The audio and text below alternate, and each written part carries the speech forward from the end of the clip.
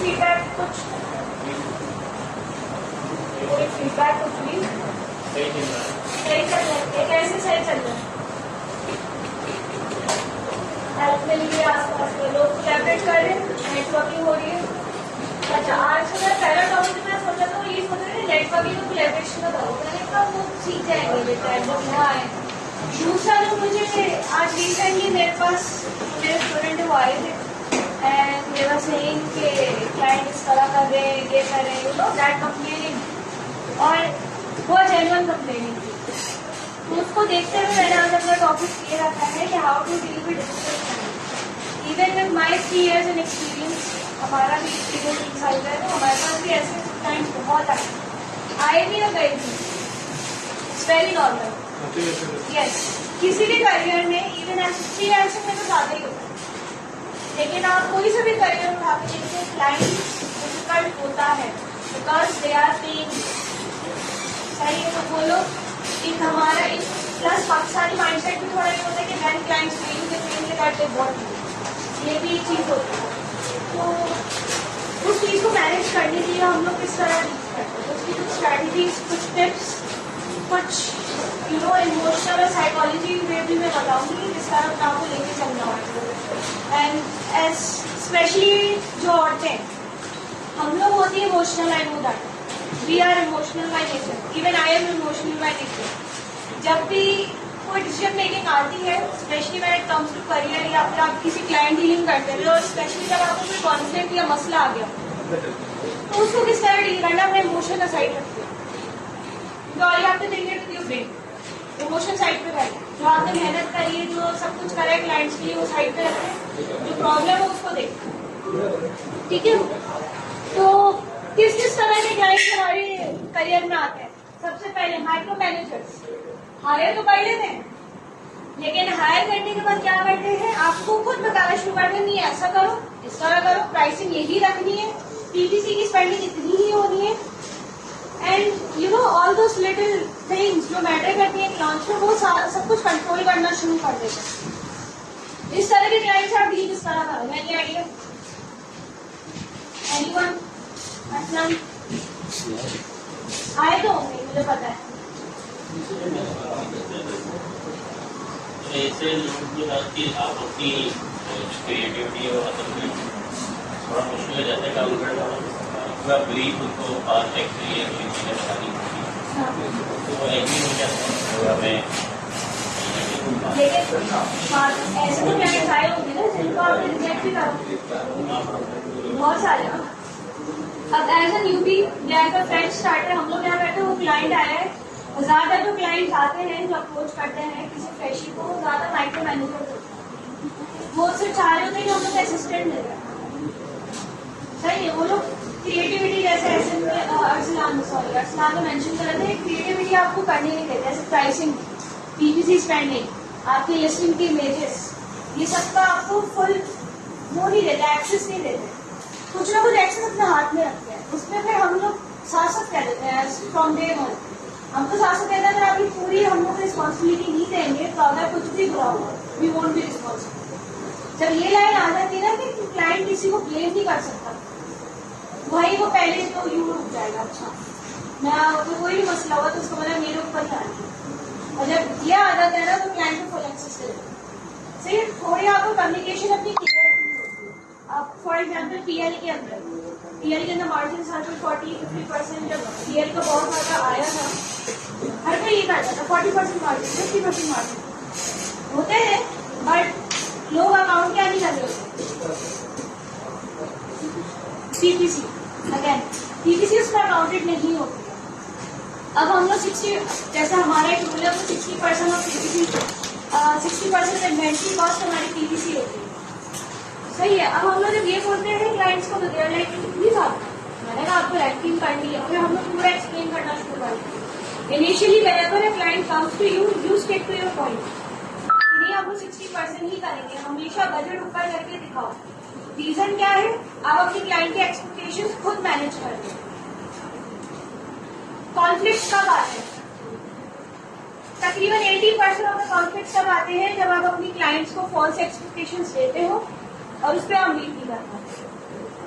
अब I have seen a lot of people over here जो जैसे पीएल के अंदर, इवन होलसेल के अंदर आते हैं 40-50% मार्जिन्स, जब लॉन्च हो जाती है, लॉन्च होने के बाद पता चलता प्रोडक्ट ही नहीं चल रहा, ये केस हुआ है यहाँ पर, तो ये प्रोडक्ट ही नहीं चलेगा, it was a wrong product, मतलब ट्रेंडी प्रोडक्ट थी, आई चली गई। अब इसका हल क्या है, अब क्लाइंट को उसमें पकड़ है, भैया आपने तो कहा था कि इसमें ये मार्जिन से ये सब कुछ है। The other person was very fresh BA, he was very fresh BA, he doesn't know कि पीएमसी में इतनी स्पेंडिंग हो जाती है, डिपेंडिंग ऑन कि अगर ट्रेंडी प्रोडक्ट है तो उसकी सर्च वॉल्यूम ज्यादा होती है, लाखों में सर्च वॉल्यूम होता है, बट उसकी पीपीसी वैल्यू इतनी बड़ी होती है। अगर वो यूजुअली आपकी नॉर्मल एवरग्रीन प्रोडक्ट्स की बिट्स कितनी होती है 1 to 2 पॉइंट, उसकी जा रही थी 3 to 4 पॉइंट्स, डबल हो गए ना। अब फिर प्लस ट्रेंडी भी है तो लोग विंडो शॉपिंग में बहुत कर रहे हैं, ये भी ऑप्शन है, ये भी ऑप्शन है, ये भी ऑप्शन है, कॉर्पोरेट की बात करते हैं। चलिए ये बैंक की बात करें, तब ये बहुत हुआ, मॉडल ही नहीं करते। तो पहली चीज क्या है, क्लियर कम्युनिकेशन। आप अपने क्लाइंट से जब भी आप किसी क्लाइंट को ले, एक एसओपीज आपकी होनी चाहिए, एक स्टैंडर्ड आपका प्रोसीजर होना चाहिए कि क्लाइंट अगर ये मुझे प्रोवाइड करेगा, फुल एक्सेस देगा, इतना बजट होगा, सही है, हम पे ट्रस्ट करेगा। अब हम लोग पेमेंट्स वगैरह सब क्लाइंट से कराते हैं, लेकिन क्या है, we need full decisive flex, full decision हमारा होगा। हम लोग इमेजेस भी अपने इन हाउस कराएंगे, भले आपके पास जितना अच्छा ग्राफिक डिजाइनर हो कुछ हो, हम अपने से ही कराएंगे, क्योंकि हमें पता है कि हमें अपने ग्राफिक डिजाइनर के साथ किस तरह लेके चलना है। रिसेंटली मेरे साथ ये केस हुआ था, मेरे अपने जो क्लाइंट है उनका मीडिया का पूरा होता एजेंसी की, तो ही वॉज लाइक तब हुआ, हमने इसको पैसे लगा दिए, उन्होंने एक्टर्स हायर करे, एक्टर्स हायर करके उस प्रोडक्ट की पूरी फोटोग्राफी करवाई, वो पता नहीं क्या क्या नहीं कराया, उसके बाद भी उनकी मेरी इमेज अच्छी नहीं, मैंने ऑलमोस्ट $800 से इमेजेस पे खर्च करे हो, तब भी आपकी CTR अच्छा नहीं आ रहा। फिर क्या करा, मैंने यहाँ पर वही मेरी इमेज ले गई, किसी से $50 में एडिट करवा ली, अपने ही बंदे से $50 में एडिट करा के CTR इशू हो गया। जो स्लैंग ने कल वो कहीं और से करवाया था खुद, उनकी अपनी मीडिया एजेंसी है, कितनी मीडिया एजेंसी है मतलब, लेकिन थिंग इज कि मीडिया और प्रोडक्ट फोटोग्राफी करते हो, यही फिर हम क्लाइंट को समझाना चाह रहे हैं कि अगर हम अपने आपको अमेज़न एक्सपर्ट बोलते हैं तो बोलते हैं। तो जो मीडिया एजेंसी थी उनका मसला मतलब फॉल्ट क्या था कि उन्होंने अमेज़न की जो इमेज पॉलिसी थी उनको वो नहीं पता था, ये प्रॉब्लम थी, इस वजह से उनकी इमेजेस अच्छी नहीं थी। नहीं, इमेजेस उन्होंने पैसे बहुत ज्यादा लगाए, लेकिन इमेजेस को आपको इन्वेंस करना होता है ना, खासतौर से मेन इमेज के अंदर। अब किसी ने कोई माय अमेज़न बैग वाले को फॉलो करते प्लीज माय अमेज़न ने उन्होंने कुछ दिनों पहले अपने पेज पे डाला था कि CTR इम्प्रूवमेंट वाली पोस्ट डाली, शोइंग ऑल द कंपेरिजन कि अगर आप कोई चीज वाटर प्रूफ दिखाना चाह रहे हो तो उसमें आपको बेसिकली पानी दिखाने में डाल दो, या अगर आपकी ब्यूटी प्रोडक्ट है तो ब्यूटी प्रोडक्ट के अंदर जो इंग्रेडिएंट यूज हो रहा है, highlighted for example lamp use हो रहा है, उसको पीछे अपने उसमें दिखा दो। आप टेक्स्ट शो नहीं कर सकते, और you can show the elements, उससे क्या होगा तो CTR इम्प्रूव होता है। ये वाली चीजें मीडिया खुद की समझ नहीं आती, जो लोग फॉर एग्जाम्पल TV एडवर्टाइजमेंट वगैरह उस पर काम करते हैं, उनकी वो वाली चीजें प्रोडक्ट फोटोग्राफी, प्रोडक्ट खासतौर पर अमेज़न की listing images are very different, वो एक डिफरेंट नीच है, ठीक है। अगेन एज आई सेड कि क्लियर कम्युनिकेशन। दूसरी चीज ये कि हमें सुनने की भी आदत है। एक दफा कभी कभार जब भी कोई मसला आया करे ना, माय सजेशन है कभी अपने आप को अपने क्लाइंट के शूज में रख के सोचे कि अगर मैंने $10,000 इन्वेस्ट कर दिए इस बंदे के ट्रस्ट पे, प्रॉफिट नहीं हुआ, पूरी सुन लो क्या रहा है, मतलब अगर कोई भी एक्सपर्ट की गलती होती है, सही है, जैसे हमारे मतलब होता है यूट्यूब क्लब्स और यूट्यूब क्लब और usually expensive than normal clubs, सही, हमने ये नॉर्मल क्लब वाला हमने दिए थे यूट्यूब क्लास में, ये उससे 2 आदमी का था, इतना ज़्यादा काफी, बट हम लोग को जो क्लाइंट का चलो है ही अच्छा ये दिया था, उनको तो वैसे नॉर्मल चाहिए, लेकिन हमने क्या करा, मैंने उनको दिखाया, मैंने कहा देखें हमने आपको ये बताया था हमारी तरफ से गलती हुई है एंड एक्सट्रीमली सॉरी, लेकिन आप यूके प्लग अगर आपको सर्टिफाइड चाहिए, जो कि आपको करना चाहिए फिर लॉन्चिंग इन यूके, देन आपको ये 2 RMB पर यूके एक्स्ट्रा मिलेगा।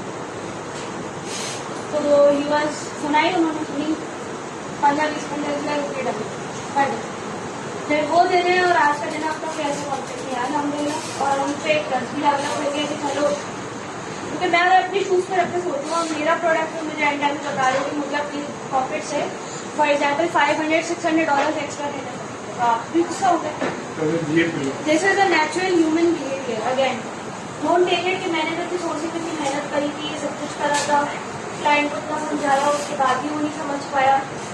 ये वाली चीज थोड़ा अपने जो वो है ना, आई वुड से ईगो, ये थोड़ी खत्म करनी होती है। You have to be humble, you have to be listening, you have to be understanding. लेकिन इतना भी ना हो जाए कि जो क्लाइंट बोले वो सुनना शुरू कर दें। अगर कोई चीज गलत है उनको बताएं कि गलत क्या करना है। अब फॉर एग्जाम्पल मेरे क्लाइंट वो कहते हैं कि रोज मीटिंग करो, ये बहुत मिलेगा आपको शुरू में, रोज 1-1 घंटे की मीटिंग करो। हमने फ्रॉम डे 1 उनको बताया था कि डेली आपको व्हाट्सएप अपडेट्स होंगे, वीकली मीटिंग होगी, और वो वीकली में भी हम लोग ने मंथली करनी है। ओके, उनको होना पड़ा था। देखिए अगर if he is availing of services, if you wants us to work for him and give our 100% commitment to him, then he would need to come to our जो हमारी रिक्वायरमेंट्स है। और उनकी भी कुछ रिक्वायरमेंट्स थी, उन्होंने कहा था अच्छा आप डेली बेसिस पे अपडेट तो करें। फिर हमने व्हाट्सएप ग्रुप बना के वो करना